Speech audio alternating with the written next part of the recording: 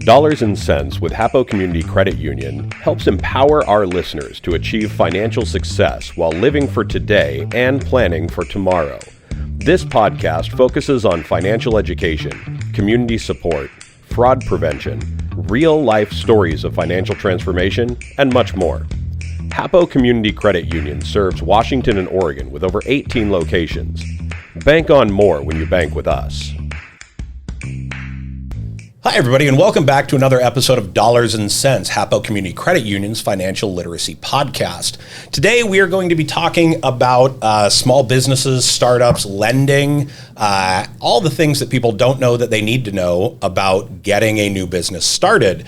In the studio today, we have Anna with Craft 3. She's a business liaison. We have Maria with the Small Business Development Center, a certified business advisor. And we have Karyn with us with the Commercial Services Lending Department here at HAPO Community Credit Union. I stumble over the one that I should absolutely know. Welcome, ladies. Thank you. Thank you for having us. So let's get started. We've got a conversation right out of the gate. We're trying to talk about getting right out of the gate with a new business. Now, I started my own business 15, 16 years ago. And so it's been a hot minute since I have actually been through this. But it's more than just coming up with a name and setting up a booth somewhere to sell whatever product you've got. What was your business? I did software consulting. I was a software developer that did contract work, mostly for government agencies locally. And what got you to start your business? I was basically doing a lot of the same things for somebody else, yeah. Mm-hmm. So I looked at the toolkit that I had available to me and what it would take me to do that on my own. I kind of decided that I wanted to work from my living room so I could hang out with my dogs more. And sometimes, you know what, that's actually a good enough reason. Yeah. Having a product or a service that you want to offer to other people, maybe something that changes your own personal life. But it was one of those things that just knowing that I had a marketable skill, I don't think was enough to just go and open a business. I actually had to make sure that I had some clientele first before I was willing to just make that jump. So I did a decent amount of research on who was out there and who I could contract with before taking the plunge. So I did a decent amount of prep before doing that. So let's talk. What are some of the other prep type of things that a new business needs to do before they're ready to open their doors? Well, I would say doing, like you said, your research, your market research. Is this product or service something that's in demand? Because you don't want to have something that no one's going to buy, and not everyone's going to buy what you're selling. And a lot of times I think that's where I know I have clients that think that their service or their product everyone is going to want. And so we really have to talk about, who is their ideal client and getting them to understand that everyone is buying what you're selling. Taking a look at opportunities, targets, the type of place that, and this will be probably something we talk about later, who you're going to market to make sure that they know that your service is available. It is possible to create a new market, but that's, you also have to understand that it's going to take time. Mm-hmm. So in your case, it sounds like, you had the experience, which that's something that is really important when you're going to start a business. What is your experience? Mm-hmm. And then from there, you look around and it's like, okay, the market, am I in the right area for that or not? So then, that's kind of the first steps. I was going to say one of the things that we hear, location. Mm-hmm. Yeah. If I recall correctly, and this is random info that I know from no good reason, we had a restaurant here in Richland that moved approximately a half a block. They were between Jadwin and George Washington Way, and they moved just to the corner of George Washington Way, same street. And from what I recall, it was a uptick in business that I think almost doubled or more of their revenue just by moving a couple hundred feet the business itself. And it was, I think, effectively that top of mind awareness, people driving down a major street, seeing their sign, realizing, oh yeah, this place does exist. Yep.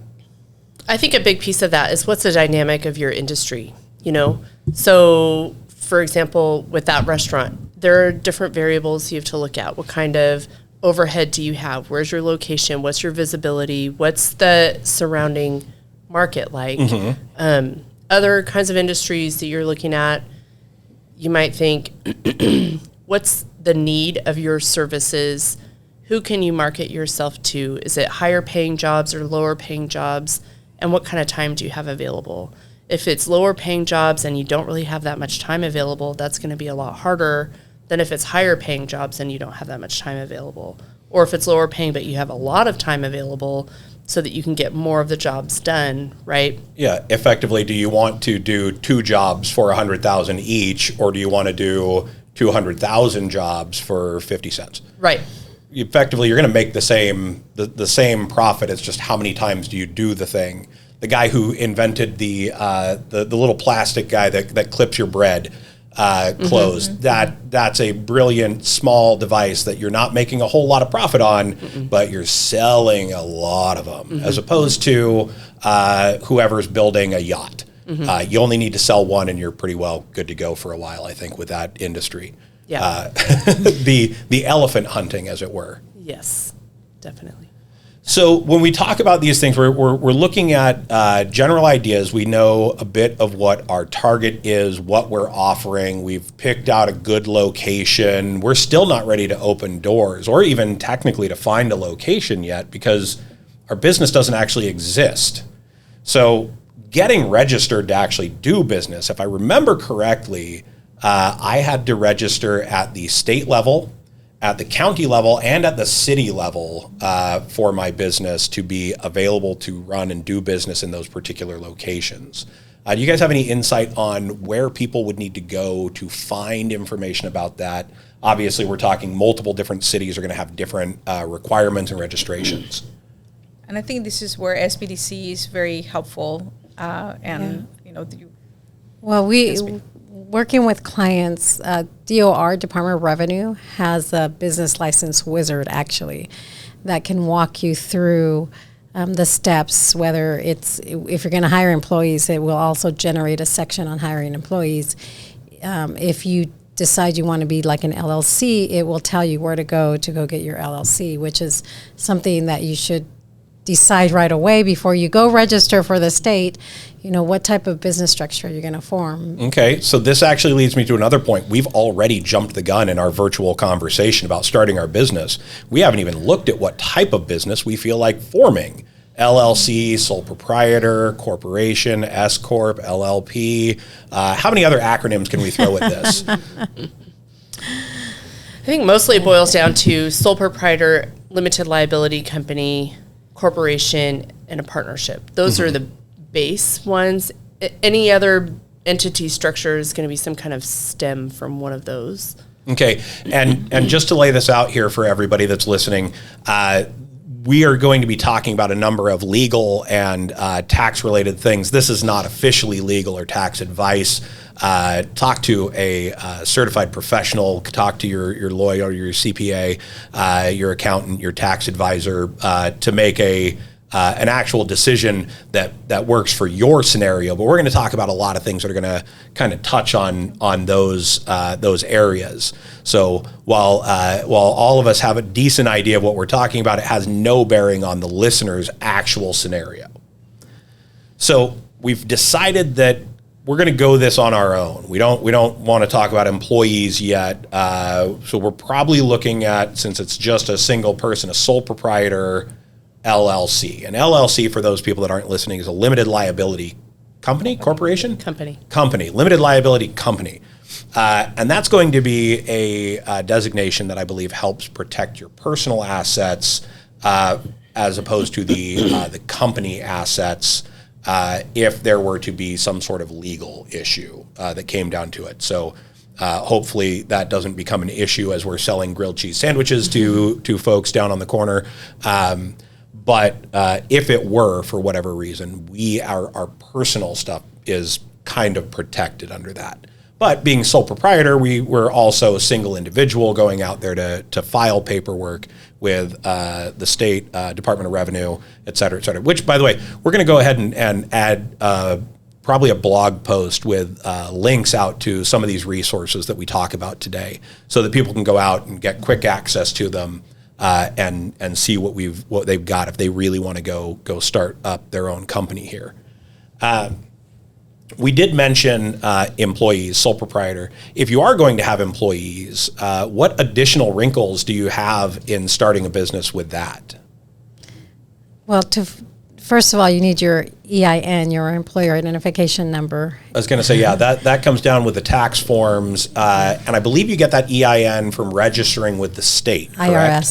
IRS. So IRS. Even higher up, we've gone beyond state. Now we're at federal level of making sure that our business is registered so that we can file our taxes and whatnot appropriately, and then again probably provide the appropriate forms to those employees.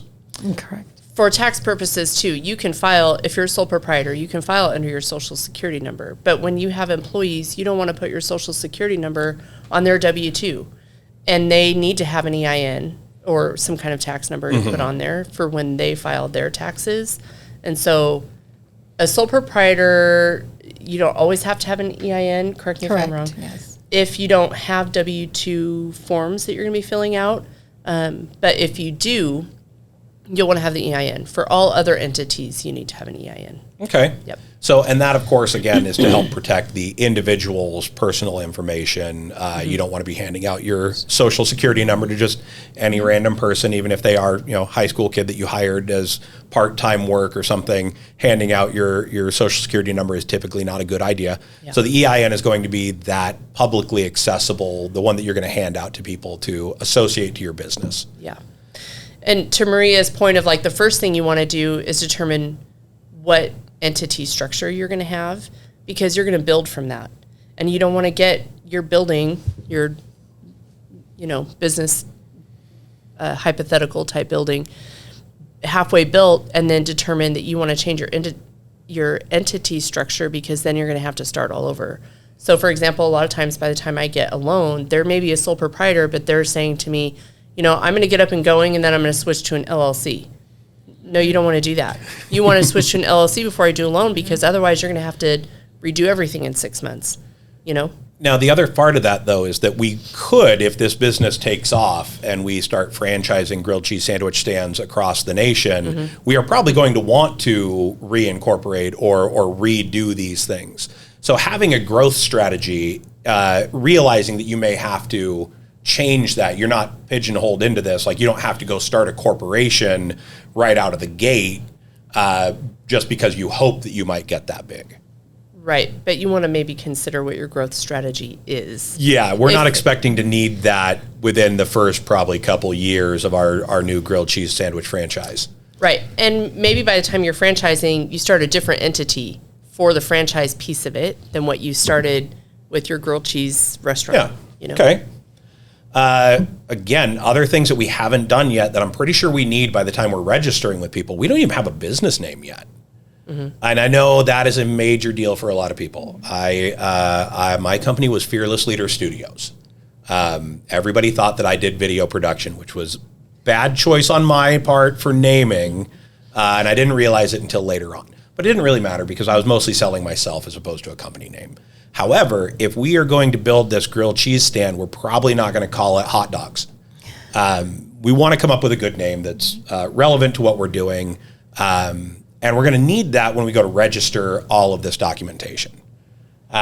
So let's say we've got a good name for our business. We've figured out we're going to be a LLC. We've filed our paperwork. We've got our EIN. Now we need to get ourselves some equipment. Are we to the point where we need to do that, or are we already missing out on another step here? Because I think that we don't have a plan in place at all. Yeah, that's what I was going to say. I think you're right. You need to back it up a little bit. Okay. In your planning stage, because you should have figured out, what your startup costs are going to be and what it's going to take you to operate this business for at least the first 3 months. And do you have sufficient funds to do that? Okay. So we're probably talking at this point about documenting certain items, coming up with an actual business plan, and there's much more in that than just looking at startup costs and 3 months. We're looking projections for long-term. several years if you're looking at getting some financing. Yeah. Okay, so with our grilled cheese stand, we're expecting to make 6 figures in the first 3 months. It's obvious everybody loves grilled cheese sandwiches. This thing's going to go worldwide. We're making millions within probably 4 months, I'm guessing. My guess is that these are bad projections, and we want to be more realistic with these things as far as bringing our business plan to anybody who's going to help us out with this, because eventually we're going to have to talk about funding these things. But there's more to it. Again, like, I'm trying my best to jump the gun at every possible step here because I know that there's a lot of stuff that we haven't considered yet. Part of a business plan, from what I recall, is also an exit strategy, because obviously I was looking at by far the best case scenario. We also want to have a plan for the worst case scenario. What do we have as far as things that people need to consider if the business doesn't go the way they want? Plan B and C. True. So grilled cheese isn't cutting it. We want to shift our game to macaroni and cheese, because it's got to be cheese. Personal preference. But we need an exit strategy to how are we going to get out of this. Obviously, this isn't something that we want to have to discuss, but it's something that we should, planning ahead, right? Yes, but I probably that's something that you are jumping the gun again. Okay. When do you want to start planning for an exit strategy? When first, as you've mentioned, you have an idea, you look at what do you bring, what knowledge do you bring to the table, and you're really good at what you're doing and making in this scenario the grilled cheese sandwiches.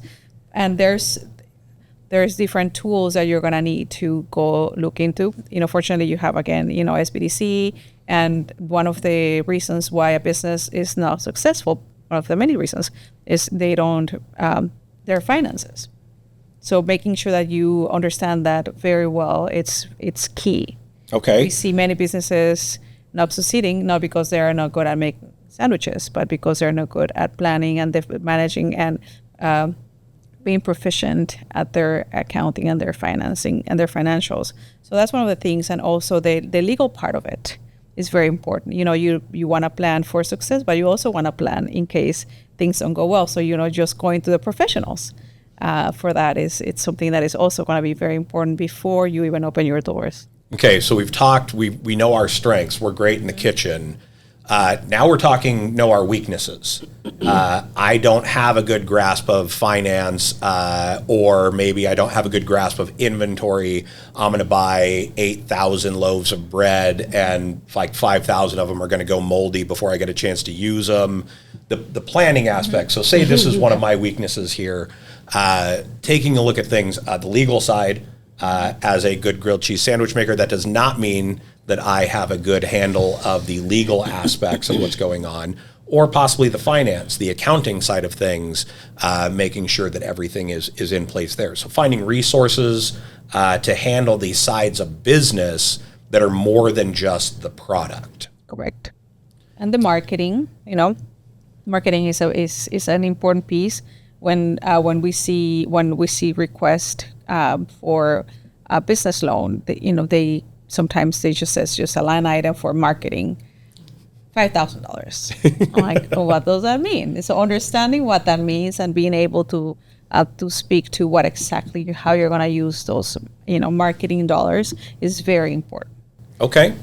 So strategizing and being more than just here's a big bucket of money, I'm just going to go pull dollar bills out of this thing whenever I need to, having more of a plan in place. Yeah, I was just going to add to that is that going back to the understanding the financial piece of it, sometimes we have business owners who, when do you take your payment? Do you take it up front? Is it point of sale? Do you send out invoices? Do you have a dedicated person to send out your invoices, or is that all on you? Are you in your slow season or your busy season? Are you going to forget to send out those invoices? Are you going to do half a year's worth of work without any expectation of receiving payment? We do sometimes see that people don't have a bookkeeper or they don't have a CPA or whatever, somebody to do their billing and receive their payments, and then that's what happens is they end up not getting paid for their jobs. So they spend all their time doing the work and they forget to Yes. do the admin side of following up on those. I know one of the things that I ran into, because I was the only person in my business when I was doing this, was handling the invoicing and the time. I ran my business as a time and material with sending invoices after the work was done and receiving payment from them within a set amount of time based on the contract that I signed with them. As well as the late fees associated with them not getting payment to me in time.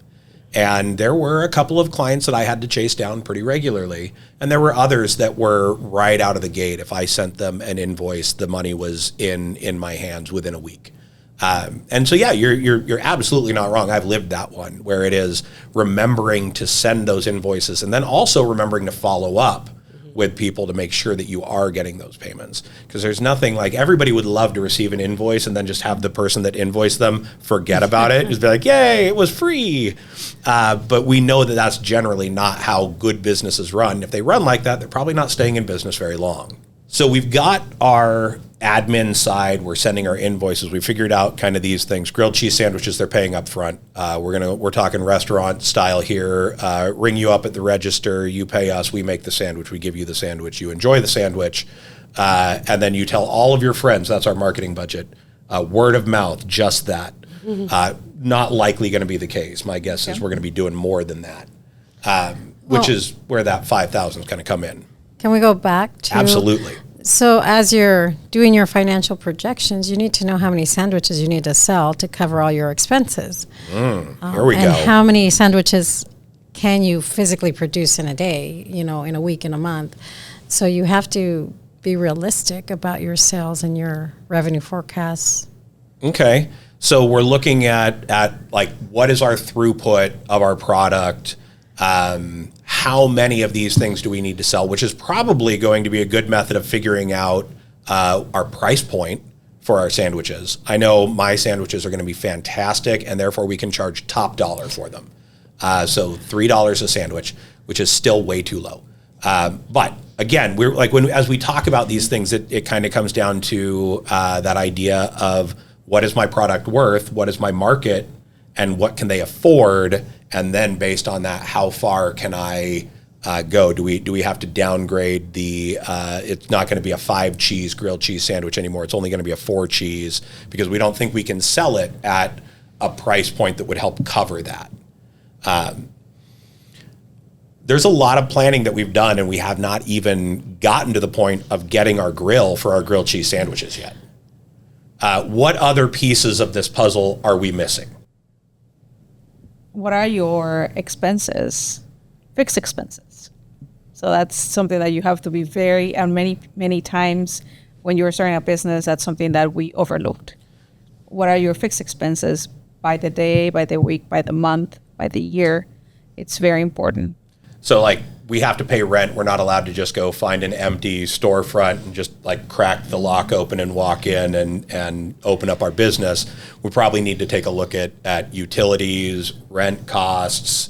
If we have fixed costs such as hiring an employee or paying for our legal services, we're not going to have them as an employee, but we're going to have potentially a retainer with a lawyer or an accountant. I'm assuming I'm missing a lot of fixed costs that we could be assessing here. There's, fixed expenses, variable expenses, kind of like, what you're talking about with your attorney. It's something that you might have every quarter or, every once a month or, different kinds. So you have your fixed expenses, your variable expenses, and also how much is it going to cost you to produce the sandwiches, right?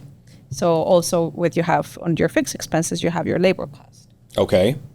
So that's something that you need to take into account.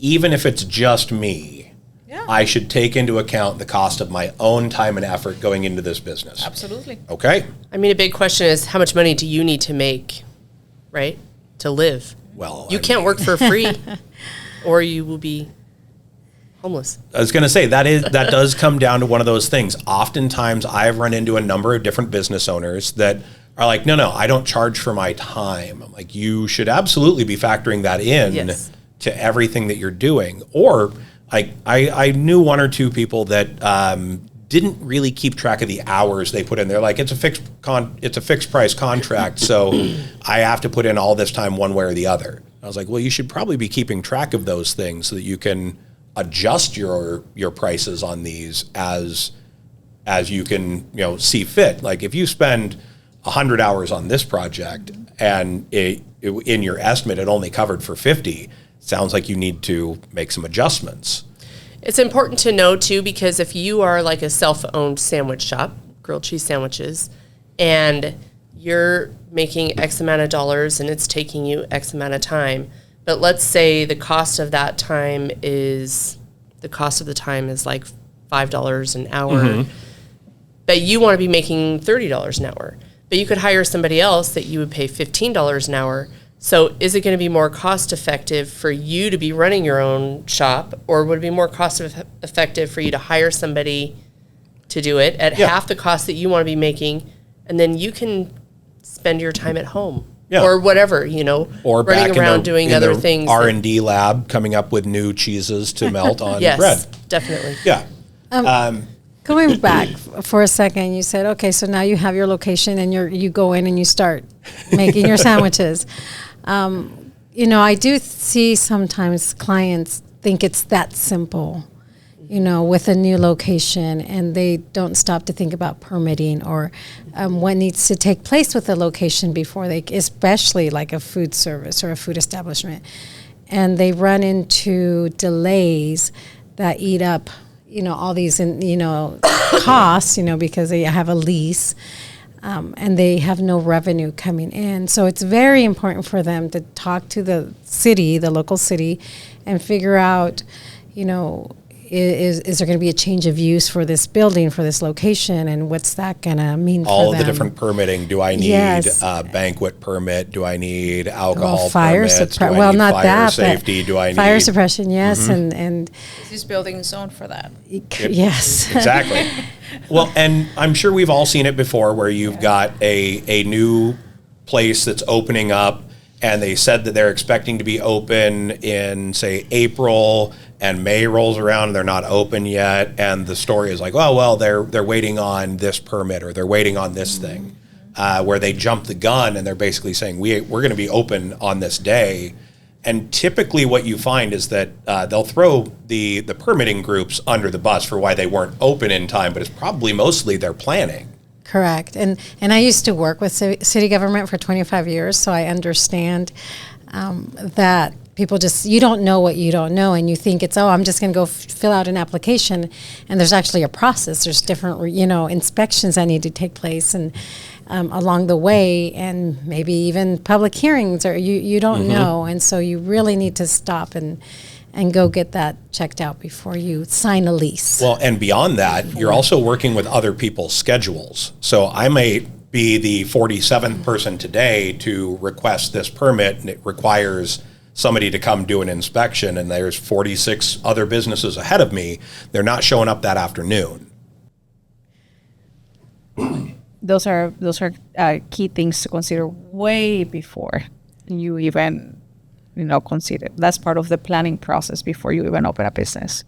So you have the permitting times and process, and also if you're going to do any tenant improvements, those can eat up a lot of time. Well, and potentially costs. So we're talking about building a grilled cheese factory. We're going to get our location. We've got our permitting. We're now starting to talk about some of our improvements. We're going to need to get probably a hood and a grill and a counter, maybe some refrigerators, and not maybe, definitely some refrigerators. Make sure that the bathroom is compliant. Yeah. Oh yeah, all all sorts of those things factors that we haven't really thought about, like at the beginning of this entire thing, I was a guy that made a really good grilled cheese sandwich, and I was going to make hundreds of thousands of dollars within 3 months. There's a lot going into this that's more than just the product or the service that we're offering. Realize how expensive commercial ranges and refrigerators and all of this equipment is. I'm not personally independently wealthy, so probably unless this is a passion project of somebody that has a bunch of money in the bank, they're going to be needing to find some sort of funding to help get them up and off the ground on this. So in this scenario where you have the grilled cheese sandwiches, you see there's a lot of overhead cost. So there's, once you're doing that, you might want to consider what are the other options that I can have. And in that scenario, there's like specialty kitchens, commercial kitchens that you can use. So, there's this that would help you increase your revenue and lower your cost. Okay. So those are some other options that you can use. If you are talking about, you could use like also a co-working space where you don't have to go rent an office. And, those are some options that a business owner could have as well. So just seeing what options you have so that you can mitigate some of your expenses and your cost. So instead of trying to go to GoFundMe or Kickstarter and crowdfund this entire thing on the concept that everybody's going to get a free sandwich if they pay me $1,000, which is going to be probably the worst campaign I've ever seen on a crowdfunding site. Other than the fact that grilled cheese sandwiches are delicious. I don't know why anybody wouldn't pay $1,000 for one. Finding a way to mitigate those costs to lessen the barrier to entry effectively to get in. It will prove your concept as well. Okay. It might take 1 or 2 years for you to prove that these are, that not only you liked it or your friends like it and your family, but so the market. So that those are really good options that a business owner would have. Prove your concept as you are growing the business, and that's when you grow more sustainable. So I've proved that everybody loves my grilled cheese sandwiches. Now I have enough evidence to bring to get a loan to buy my own stuff. Mm-hmm. Are you talking about you proved your concept for how long? We took 2 months. Double your expectation there. No. So how long would it take in a lending scenario for somebody to show proof that this is actually a venture that's worth lending money to? So typically with a loan, most lenders will want to see 3 years of profitability in your tax returns. Okay. So startup lending is really difficult to get. Now, so at this point, we're talking about then at 3 years expanding, getting new gear to expand our franchise. Well, but that goes back to when you first initially set up your business as a sole proprietor, and then you're thinking 3 years down the road, and now you want to do an LLC. It's a new business, and they're going to see it as a new business. So even though you just had 3 years, you need to be careful with that. You're starting over.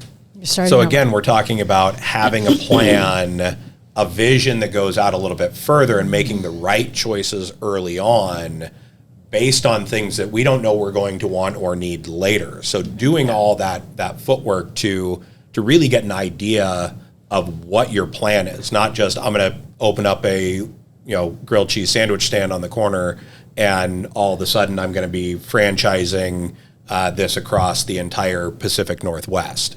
We've got to have an idea of what's happening. We've got to be realistic about it, but also be aware that it's not going to be like most things. It's not going to be an overnight success. This isn't some video on social media going viral, and all of a sudden we're making those sweet internet dollars. And preparing yourself financially for that, because at the beginning you might not bring some. So you're going to be reinvesting some of those dollars back into the business. So how do you prepare yourself and your family for that? How many hours are you going to be investing in this of your own hours into the business? Sweat equity. You might have your full-time job, and you might end up realizing, okay, this is going to be part-time, and slowly I'm going to transition on this. And if you have a family, you might prepare your family, your spouse to be the person that is going to be providing for the family, so that you are not relying on that. So those kinds of things are very important to take into account when you are going to start your business. Okay. So let's get out of our grilled cheese scenario. I'm going to bring it back later, I promise. But let's talk about some of the lending options that are out there then. So we talked about kind of, we're getting started. We know we talked about some ability to do like a co-working space. There's still going to be rent affiliated with that and some other items. Are there resources and tools out there for these startups to help pay for those things, loans that you can get without having, say, 3 years worth of this profitability that we can get into to help get that 3 year mark?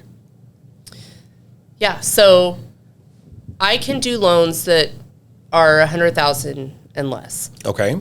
And typically the kind of loans that I do are all tied to equipment. There are other loan programs out there that you can get where you're borrowing against your accounts receivable, maybe depending on what kind of inventory you have as a company, you could borrow against your inventory. If you have any kind of real estate, that's pretty easy to borrow against. Sometimes if you have there's a UCC filing, so it could be like restaurant equipment, for example. It's not titled. You're not going to do one loan for each piece of equipment. You're going to take all the equipment and do one big loan for the aggregate amount at a certain percentage of loan to value. Okay. If you're a startup, then, depending on your business structure, it's going to be really helpful if there's one or two business owners who have just W-2 income. So you're currently employed, you have wages. That's a reliable source of repayment. Possibly if you're willing to put up personal collateral. If you're willing to put up personal collateral, people will borrow against their house, sometimes as a second mortgage. So there's a lot of different ways that you can do it. And with business lending especially, you have kind of the liberty and the flexibility to be a lot more creative in what that might look like. Okay. For me, the things that I do are mostly tied to equipment. I know that there are other people in our department who will do real estate, if it's commercial real estate, or not always will they do a second mortgage on a house. If we have a first mortgage, we'll take a look at it. Okay. So there's some options out there to help us get equipment, to get some other items that we may or may not need. What other type of lending is available to small businesses to help either A, expand, or B, get started? Mm-hmm. And I think this is where CDFIs come in. We are in the space where we lend when banks cannot. Mm-hmm. You might be a borrower or a business owner that you have a lot of experience, but your credit might not be the best. And that's where we come in. Things that if you are looking at doing a business, things that are a full stop for any lender would be if you are behind your taxes. Okay. If you have anything, it's that in collections. So if you have anything like that, you need to take care of those things before you even consider any lending, because that would be something that we cannot do. We can work if your credit is not the best, we can work with you. So those are one of the things. If your credit, if you don't have collateral, if it's if you have experience in the industry, your credit is not the best, you don't have collateral, we can work with you. But also, we have to understand that we have to know that you have a very, very clear business plan and projections and your startup costs, that you really know what you're doing, because it's a risk. A startup on its own is a high risk.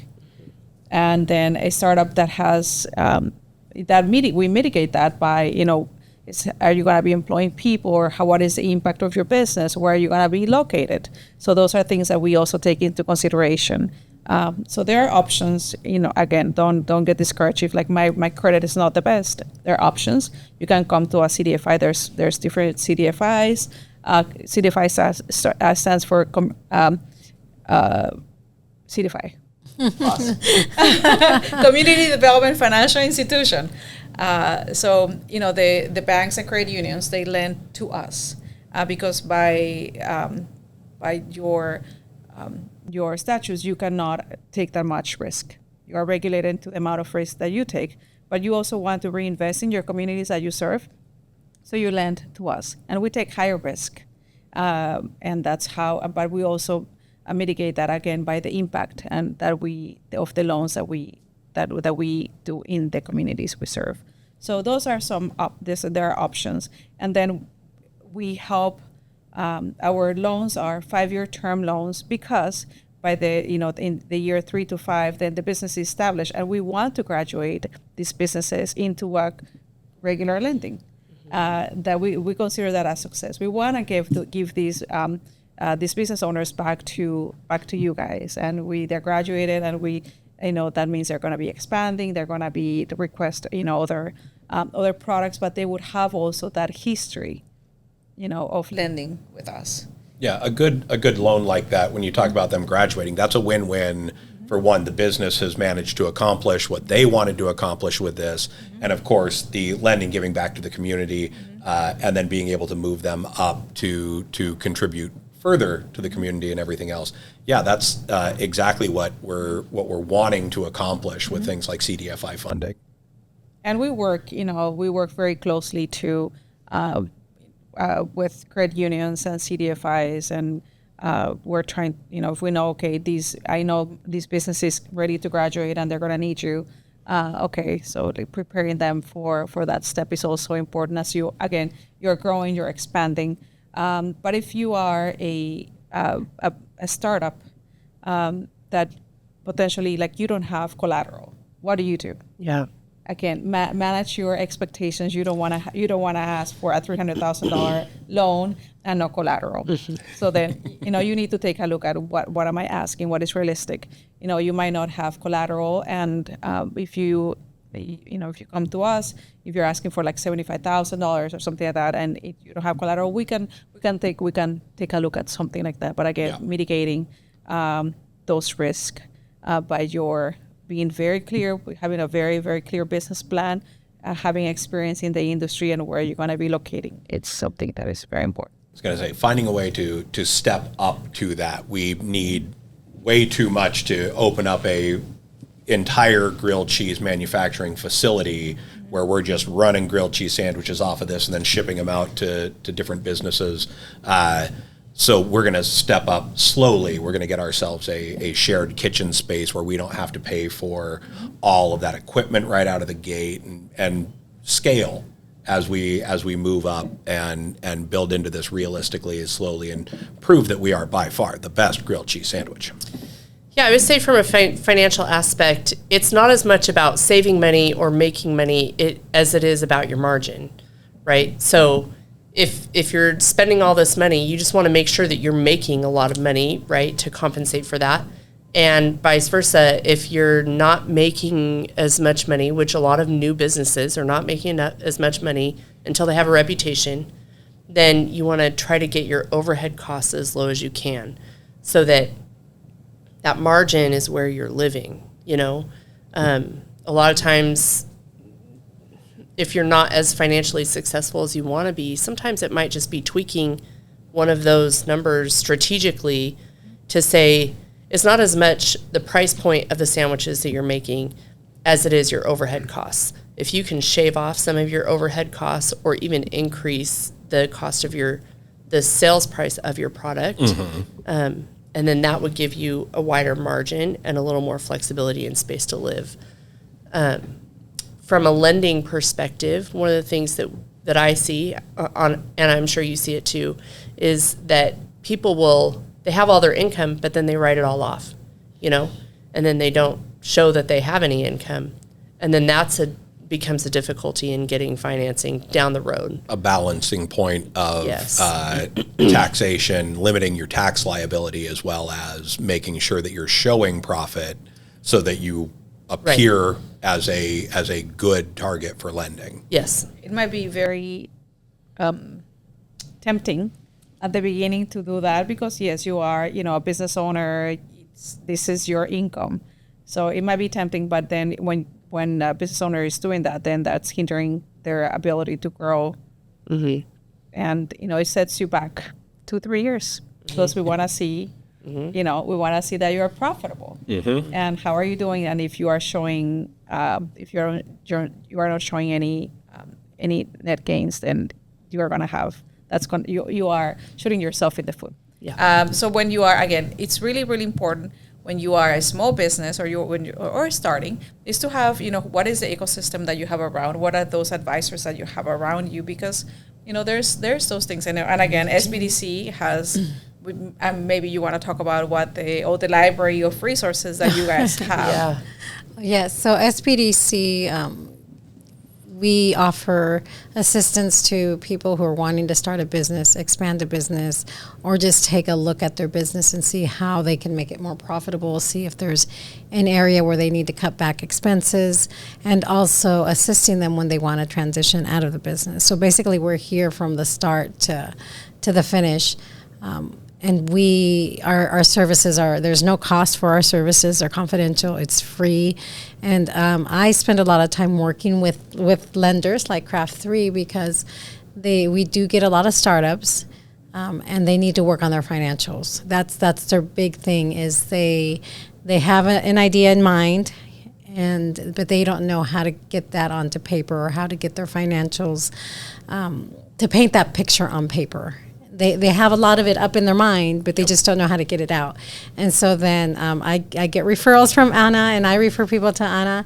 But we're here. We're just to provide our services to try to get them from point A to point B, and then we're with them if they want us to continue to watch them grow, expand, and then eventually, maybe if they want to transition out of the business.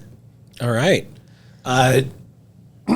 So as we're kind of wrapping up here at this point, do you guys have anything else that you want to discuss as final thoughts as far as people that want to get started running their own small business, some quick bullet points or other resources that they can reach out for? I think something that it is a really good opportunity for anybody that wants to have a business or start a business is right now there's a lot of business owners that are retiring. And there's an opportunity for business acquisition. So keep your eye out there for that. There's a lot of opportunities coming up right now. There's a lot of baby boomers that are business owners and their kids don't want to, get the business. So, keep your eye on that. It's a business that is established, that has a record. So. And have somebody help you assess that business to make sure that what they're asking for isn't. Yes. It's something that's doable because we have that too. Your sandwich, your grilled cheese sandwich to you is worth a ton of money, but on paper, when a bank is going to come in to lend somebody, to be able to start up that business, it might not be worth as much. Yes. So do have somebody that helps, assists you in that department as well. Okay, so that's a business opportunity. Yeah, taking a look at what's out there that's available to acquire that might be doing pretty much what you're interested in, that is looking to transition out, and then evaluate whether or not that is a good opportunity to jump in and take over.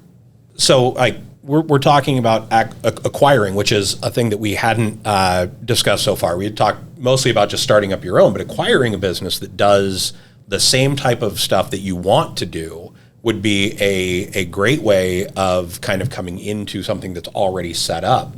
Are there resources out there that would help you find a type of business that might be available? There are business brokers that's what they do. They specialize in you can either, if you're a business owner that is looking to sell your business, you contact them, or if you are a buyer, then you contact them and they keep an eye on you on the market for an opportunity like that. So those are very good options. Okay. And you mentioned earlier helping people throughout the entire lifespan of their business. Say I've built my grilled cheese business up quite a ways and I'm ready to transition out. What sort of services do you guys offer as far as assisting me in maybe finding somebody to take over? Well, first we'd want to, value your business and see what it's worth, so you have an idea of what the business is, the value of the business as you're transitioning out. But then we also take a look at, what options are there. Do you want to sell maybe to an employee or a group of employees? And take a look at, that's an option, because sometimes that's better for you to sell to somebody that you know and still be involved in the business and have that kind of transitioning plan to transition out and transition in the new owners who were previous employees. And I see that quite a bit. I have a lot of clients that come to me because the owner is ready to retire, but they've been with this business for X amount of time. They know how to operate it. They have that experience, and they're going to take over the business. I've seen that locally a number of times where the business got transitioned to employees and it continues to run. Maybe they rename the business or they keep it exactly the same way and it continues on. I know there's a number of local businesses that have done that. Where the employees take over, and it's I think much like acquiring a business from somebody completely different, a great way to keep that business running and to get a foot in the door. Ladies, is there any other resources or tools that you guys want to throw out for our listeners before we sign off for today? Well, just don't do it alone. I mean, there's here locally, I know there's SCORE as well as the SBDC. Your lenders, go talk to your own banking institution right now. You can go talk to them, ask them, do they do business loans? But just don't do it alone, because there's so much that you could miss that could get you into trouble. I missed a good dozen or more things during just this conversation as far as just jumping the gun over and over and over again. Finding people that have been through it already and that can help point those things out to you and be like, whoa, slow down. What about these things? That's, I believe, an invaluable resource. Your chambers. A lot of people don't understand what is it that the chambers do. It's like, should I be a member of a chamber? Well, look into the chambers and see what services your chambers offer. And here in the Tri-Cities, there's several different chambers, so I always recommend to my clients, just sign up for everybody's newsletter, see which one you like the best, and then start attending some other luncheons and being involved with the chambers. Investing in your business is really important. Before the research portion of it, and then as you are operating, it's also, you have to reinvest in your business, not only financially, but also knowledge-wise. As you were saying, being your network that you're going to be doing is important. It's also part of your marketing strategy and getting your name out there. So just being knowledgeable and in the business and the area, what's happening, how is the area going to grow? Is there an opportunity? If I'm thinking of growing, I need to know how this area is going to grow. So you need to invest time in getting to know those things. So getting involved and in those pieces, it's important. So that's an advice. I think just going back to know your resources and use your resources. Starting a business can be very overwhelming. There's so many different variables to factor in, and the more conversations that you have with the more resources that are available to you is going to kind of all tie it together. You might find some gaps that were overlooked and something you didn't think about, or maybe it was a fleeting thought, it fell off your radar, and it just kind of circles back. Give yourself time. Don't be in a hurry. Make sure that you're well prepared and ready before you go out to the masses. All right.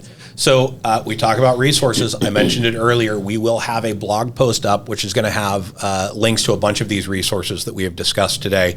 Probably ones that we didn't mention by name, but we're going to have some links out to all these different groups. If you are considering going out and starting up your own business, do yourself a favor. Use the resources. Plan ahead. Plan way more than you think you need to.